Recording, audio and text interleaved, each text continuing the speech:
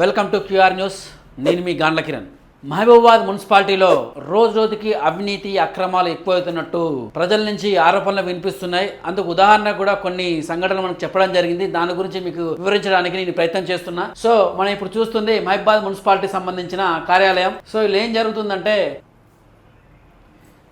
Mahabubabad municipality కార్యాలయంలో మొత్తం అంటే ఆ పరిధిలో 36 వార్డులు ఉన్నాయి. 36 వార్డులలో రోజు చెత్త ఏరడానికి చెత్త తీసుకెళ్లడానికి దానికి సంబంధించిన వెహికల్స్ 36 ఉండాలి. కానీ అందులో కొన్ని రిపేర్ అయినట్టు మనకు సమాచారం ఉంది. ఆ రిపేర్ అయిన వాటిలో కొన్ని సుమారు ఒక 10 ఇటువంటి ఇది మన ఆటోకు సంబంధించిన చెత్త ఏరిక ఆటోకి సంబంధించినవి 9 నుంచి 10 సుమారు ఖరాబ్ అయినట్టు మనకు సమాచారం ఉంది. 36 వార్డులలో అంటే చెత్త ఏరుకోపోవడానికి దానికి సంబంధించిన వెహికల్స్ దగ్గర ఒక 15 నుంచి 20 మధ్యలో అటు నుంచి ఇటు అంటే కొత్త బజారు పాత బజారు మొత్తం చెత్త ఏరడానికి మొత్తం దాన్ని వినియోగిస్తున్నట్టు ఉన్న సమాచారం. అయితే మిగిలిన కొన్ని ట్రాక్టర్స్ ని అంటే నార్మల్ గా వీటిని రిపేర్ కోసం ఇది రిపేర్ అయిందని చెప్పి వీటి రిపేర్ కోసం మహబూబాబాద్ లో రిపేరే లేనట్టు మహబూబాబాద్ రిపేర్ చేసే మెకానికే లేనట్టు దీన్ని వరంగల్ ఇక్కడ నుంచి సుమారు 10 నుంచి 12 ఈ వెహికల్స్ ని ఆ తోలుకు పెట్రోల్ పోసి తోలుకుంటూ తీసుకెళ్లి అక్కడ రిపేర్ చేసి తీసుకొని వస్తున్నారంట. ఈ కారణం ఏమిటిది అంటే మహబూబాబాద్ చేసేటోళ్ళు లేరా? ఈ వెహికల్ ని రిపేర్ చేసేటోళ్ళు ఇక్కడ నుంచే వరంగల్కే పోవాల్సిన అవసరం ఏముంది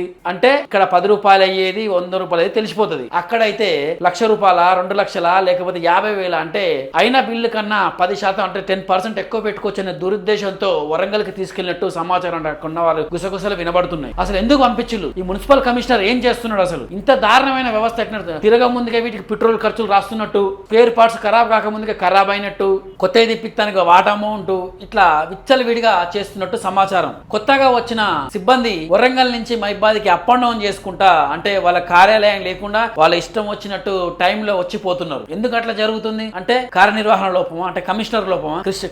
మన ఏమంటారు ఇంటర్సిటీ టు కృష్ణ రాజ్యాంగం వీళ్ళకి ఏ హక్కు కల్పించింది ఇట్లా చేస్తానికి? ఆ ఖచ్చితంగా రూల్స్ ఉన్నాయి. ఎక్కడైతే జాబ్ చేస్తున్నామో అక్కడనే ఉండాలని. సరే సడన్ గా వచ్చిన ఒక సంవత్సరం అట్లా అప్ అండ్ డౌన్ చేసుకుంటా పోవచ్చు. ఈ విధానం ఏంది? ఇష్టం వచ్చిన రీతిలో వస్తాలు పోతాలు జీతం పుణ్యాన్ని తీసుకుంటున్నారు ఎవరన్నా. ఇది ఏంది మరి ఇంత అవినీతి ఎట్లా జరుగుతుంది అని చెప్పి ప్రజల తరపు నుంచి మేము ప్రశ్నిస్తున్నాం. వెహికల్స్ ఇక్కడ రిపేర్ చేయడానికి లేదా? వరంగల్ ఎందుకు చేయాలి? దానికి సంబంధించిన డీజిల్ ఖర్చు పెట్రోల్ ఖర్చు స్పేర్ పార్ట్స్ ఎంత బిల్లులు అవుతాయి ఎంత దొంగ బిల్లులు పెట్టుకుంటున్నారని చెప్పి మహబూబాబాద్ మొత్తం చర్చ. అసలు మున్సిపాలిటీ ఇంత దరిద్రంగా మున్సిపాలిటీ అనే బదులు మూసిపాలిటీ అని చెప్పి పేరు పెట్టుకోండి అని చెప్పి చెప్పడం జరిగింది. ఇంత దారుణమైన వ్యవస్థ మన మున్సిపాలిటీలోనే జరుగుతుంది. దీని గురించి మనం ఒకసారి చూద్దాం.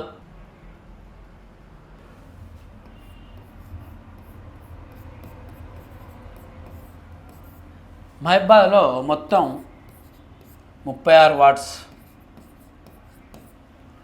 సో 36 వార్డులలో 15 వార్డులకు మాత్రమే అంటే 15 వెహికల్స్ మాత్రమే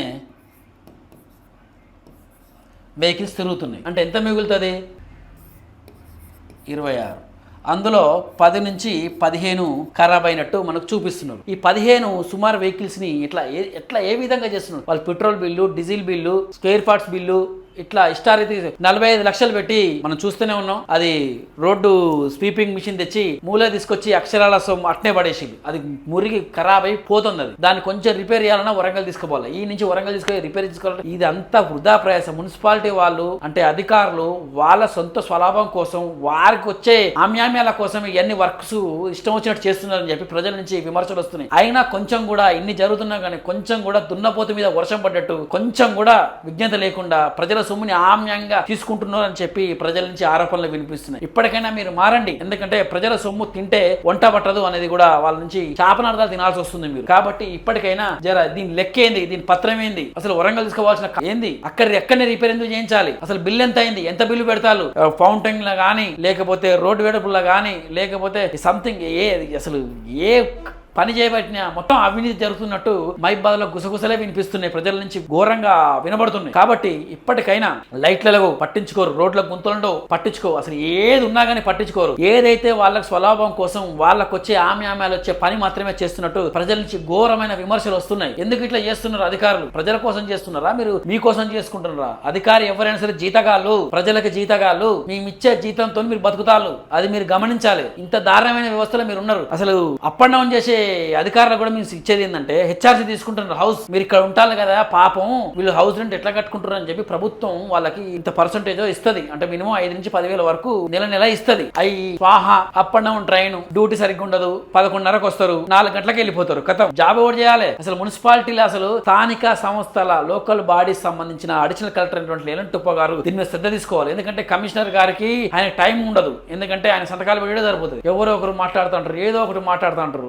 అడిషనల్ కలెక్టర్ కూడా పట్టించుకోకపోతే నెక్స్ట్ కలెక్టర్ మీదనే మేము మాట్లాడాల్సి వస్తుంది. ఎందుకంటే మాకు ఎవరు పుణ్యానికి చేస్తలేరు. ఒకటి, మాకేదో దయదలిసి చేస్తలేరు. 2, 3 ఏంటంటే మేమిచ్చే జీతాలతోని మేమిచ్చే పనులతోనే మీరు జీతాలు తీసుకొని మా కోసం పనిచేసే జీతగాళ్ళు. కాబట్టి మీరు మా కోసం చేయని పక్షంలో రేపటి రోజున ప్రజల నుంచి వచ్చే వ్యతిరేకతను కూడా మీరు తీసుకోవాల్సి వస్తుందని చెప్పడం జరుగుతుంది. సో ప్రజల నుంచి వచ్చే ఈ ఆరోపణలకి ఎలాంటి ఆధారాలు ఉన్నాయో, ఎలాంటి సంఖ్యలు ఉన్నాయో అవన్నీ నివృత్తి చేసి ప్రజల ముందు పెట్టాల్సిందిగా ప్రజల తరపు నుంచి మేము కోరుతున్నాం. Thank you.